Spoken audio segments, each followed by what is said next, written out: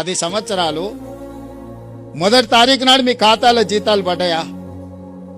24 జనవరి మొదటి తారీఖు నాడు మీ ఖాతాలో వేయడం మొదలు పెడితే ఈ రోజు వరకు ఎప్పుడైనా మొదటి తారీఖు నాడు మీ జీతాలు ఆగినాయా చెప్పండి. ఇది ఎవ్వరు మీరు అడగలేదు, మీ సంఘాలు అడగలే, మీరు అడగలే. ప్రతి నెల మొదటి తారీఖు నాడు ఈ ప్రభుత్వం కోసం, ప్రజల కోసం పనిచేసే వాళ్ళకి జీతం ఇవ్వకపోతే ప్రభుత్వం వైఫల్యం చెందినట్టే. ప్రభుత్వానికి నాయకత్వం వహించిన ఎవరి కుర్చీలున్నా వాళ్ళు విఫలం చెందినట్టే అని ఒక నైతిక బాధ్యత తీసుకొని ప్రతి నెల మొదటి తారీఖు నాడు మీ ఖాతాలో జీతాలు వేస్తున్నారు. మీ పిల్లల చదువుల కోసం, మీ ఇళ్ళ కోసం లోన్ తెచ్చుకుంటే మీ చెక్స్ డిజైనర్ అయి మీ సిబిల్ స్కోర్ పాడైపోయి మండీ పద్దుల కింద మీ ఖాతాలు మారి బ్యాంకుకి వెళ్తే మీకు అప్పు పుట్టని పరిస్థితి ఉండే. ఈరోజు రెగ్యులేట్ చేసుకుంటూ వచ్చినాయి కదా.